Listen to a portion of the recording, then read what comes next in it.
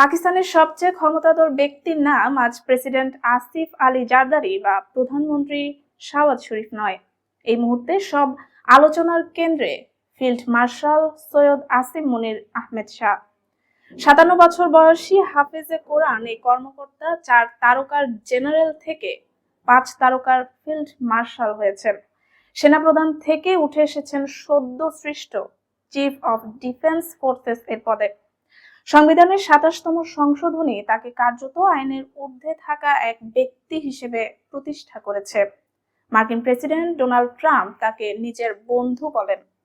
চীনের president Xi Jinping এর কাছে তিনি আয়রন ব্রাদার, কিন্তু ভারতের চোখে তিনি সবচেয়ে বড় হুমকি আর আফগান তালেবানের মতে এক নাম্বার শত্রু।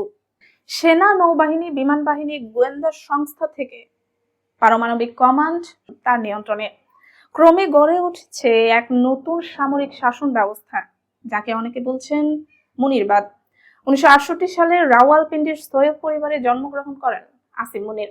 তাদের পূর্বপুরুষেরা দেশ ভাগের পর ভারতের জলন্ধর থেকে পাকিস্তানে আসেন। শৈশবে ধর্মীয় শিক্ষা, ক্রিকেটে আগ্রহ এবং কঠোর পারিবারিক শৃঙ্খলা তার ব্যক্তিত্ব গঠনে ভূমিকা রাখে। তার বাবা সৈয়দ সরওয়ার মুনির ছিলেন বিদ্যালয়ের প্রিন্সিপাল ও স্থানীয় মসজিদের ইমাম। পাকিস্তান মিলিটারি একাডেমি থেকে সোর্ড অফ অনার অর্জনকারী আসিম মুনির পরবর্তীতে পরিবার সহ রাওয়ালপিন্ডিতে স্থায়ী হন। তার স্ত্রী সৈয়দা ইরুম ও ৩ সন্তানের ব্যক্তি জীবন গণমাধ্যম থেকে আড়ালে থাকে। কয়েক মাস আগে যুক্তরাষ্ট্রের নাগরিকত্ব পাওয়া নিয়ে গুঞ্জন ছড়ালেও এর সত্যতা নিশ্চিত হওয়া যায়নি। ইমরান খানের পতনের পর ২০২২ সালে সেনাপ্রধান বাছাই নিয়ে বিতর্ক তৈরি হয়। ৬ জন প্রার্থীর মধ্য থেকে আসিম মুনিরকে নিয়োগ দেন প্রেসিডেন্ট আরিফ আলভি। যুক্তরাষ্ট্রের বিশেষ আগ্রহ, আন্তর্জাতিক গণমাধ্যমের ধারাবাহিক প্রতিবেদন সবকিছুই সেই নিয়োগকে আরো আলোচনাযোগ্য করে তোলে। আইএসআই এর সাবেক মহাপরিচালক আসিম মুনিরকে ২০২২ সালে করা হয় পাকিস্তানের ১১তম সেনাপ্রধান। পরবর্তীতে ২০২৫ সালের মে মাসে ভারত পাকিস্তানের ৪ দিনের সংঘাতের পর তাকে ফিল্ড মার্শাল পদে উন্নীত করা হয়, যা পাকিস্তানের ইতিহাসে দ্বিতীয়বার। ১২ই নভেম্বর জাতীয় সংসদে পাশ হওয়া সংবিধানের ২৭তম সংশোধনী আসিম মুনিরকে নজিরবিহীন ক্ষমতা দিয়েছে। এখন থেকে ৩ বাহিনীর উপর তত্ত্বাবধান করবেন তিনি। তার বিরুদ্ধে কোনো মামলা দায়ের করা যাবে না। ফিল্ড মার্শাল পদমর্যাদা আজীবন বহাল থাকবে। অবসরের পরেও রাষ্ট্রীয় দায়িত্ব পাবেন। তাকে অপসারণে সংসদের ৩/৪ ভোট প্রয়োজন হবে। মানবাধিকার কর্মী মনিজা জাহাঙ্গীর বলেন, ক্ষমতার ভারসাম্য আবারও সেনাবাহিনীর দিকে ঝুঁকছে, ঠিক তখনই যখন বাহিনীকে নিয়ন্ত্রণের প্রয়োজন ছিল। বিশ্লেষকরা একে পাকিস্তানের হাইব্রিড শাসন থেকে পোস্ট হাইব্রিড শাসনে প্রবেশ বলা শুরু করেছেন। ২০২৫ সালের জুনে ট্রাম্প তাকে ওভাল অফিসে মধ্যাহ্নভোজের আমন্ত্রণ জানান, যা আগে কখনো কোনো পাকিস্তানি সেনাপ্রধান পাননি। আইসিসকে মোকাবেলা, পাকিস্তানে মার্কিন ড্রোন অভিযানের অনুমতি এবং ইরান বিরোধী সমন্বয়, এসবই ওয়াশিংটনের কাছে মুনিরকে বিশ্বাসযোগ্য সামরিক অংশীদার করে তুলেছে। বিনিময়ে পাকিস্তান পাচ্ছে উন্নত মার্কিন অস্ত্র বিনিয়োগ, ভারতের উপর কূটনৈতিক চাপ। সেপ্টেম্বরে দ্বিতীয়বার ট্রাম্প মুনির সাক্ষাতে দেখা যায় মুনির ট্রাম্পকে বিরল খনিজ পদার্থ দেখাচ্ছেন। পাশেই হাসি মুখে শাহবাজ শরীফ। ফিল্ড মার্শাল পদে উন্নীত হওয়ার পরই চীনের সঙ্গে তার সম্পর্ক আরো ঘনিষ্ঠ হয়।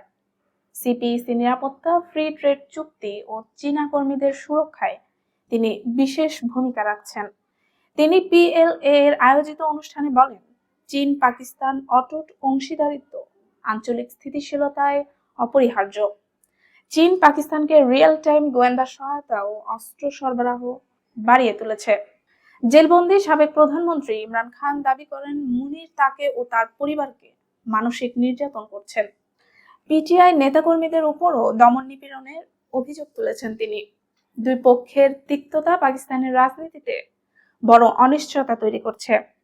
সংবিধান সংশোধন, বিচার বিভাগের কাঠামো পরিবর্তন, গণমাধ্যম নিয়ন্ত্রণ, সব মিলিয়ে পাকিস্তান এখন কার্যত সেনাবাহিনী প্রধান। মুনিরের সিদ্ধান্তই ঠিক করবে দেশ কোন পথে যাবে, স্থিতিশীলতার দিকে নাকি সংঘাতের আরো গভীরে।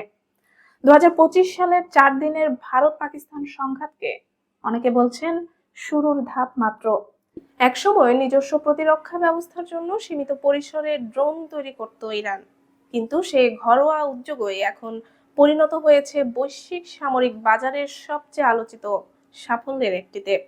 উন্নত প্রযুক্তির জটিলতায় না গিয়ে কম খরচে কার্যকর, নির্ভরযোগ্য এবং সহজে উৎপাদনযোগ্য ড্রোন তৈরি করে ইরান এমন একটি অবস্থান তৈরি করেছে, যা এখন শক্তিশালী প্রতিদ্বন্দ্বী পশ্চিমা ও রুশ প্রযুক্তিও উপেক্ষা করতে পারছে না। গত এক দশকে ইরানের ড্রোন শিল্পের অগ্রগতি বিশ্লেষকদেরও বিস্মিত করেছে। বাণিজ্যিকভাবে সহজলভ্য যন্ত্রাংশ এবং সরল নকশা ব্যবহার করে দেশটি একের পর এক এমন ড্রোন তৈরি করছে যেগুলো যুদ্ধক্ষেত্রে ব্যাপকভাবে মোতায়েন করা যায়, খরচ কম এবং রক্ষণাবেক্ষণও সহজ।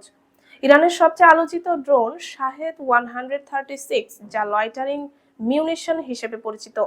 লক্ষ্যবস্তুতে একমুখী আঘাত হানার জন্য তৈরি এই ড্রোনটির সফলতা মূলত এর গণ উৎপাদনের সক্ষমতা, স্বল্প খরচ ও সরল কাঠামো।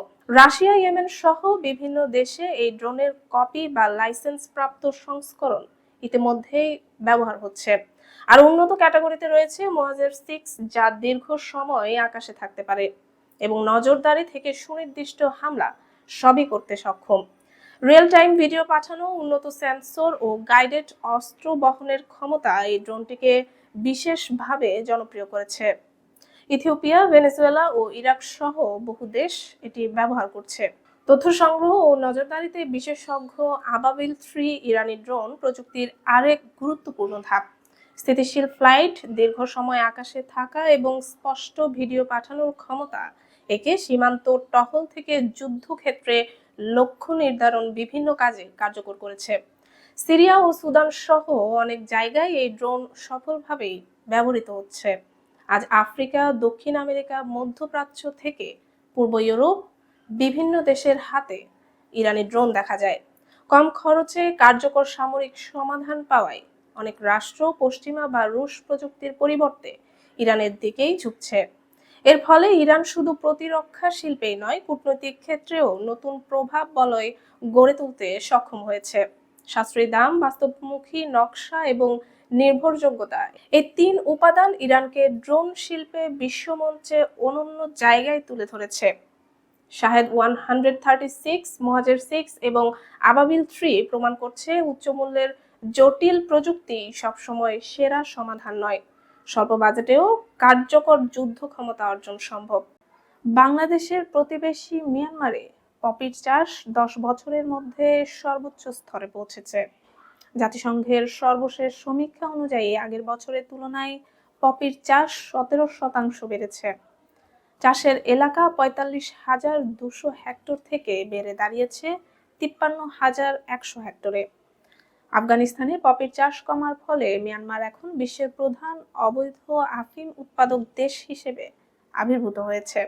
জাতিসংঘের মাদক ও অপরাধ বিষয়ক দপ্তরের দক্ষিণ পূর্ব এশিয়া ও প্রশান্ত মহাসাগরীয় অঞ্চলের প্রতিনিধি ডেলফিন শান্স বলেন, চাষের এই বৃদ্ধি আফিম কেন্দ্রিক অর্থনীতি পুনঃপ্রতিষ্ঠার প্রমাণ।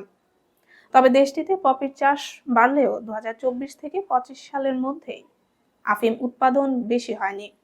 এর কারণ হলো চলমান সংঘাত এবং নিরাপত্তাহীনতা, যা কৃষকদের ফসল রক্ষা ও আফিম প্রক্রিয়াজাতকরণ কঠিন করে তুলেছে।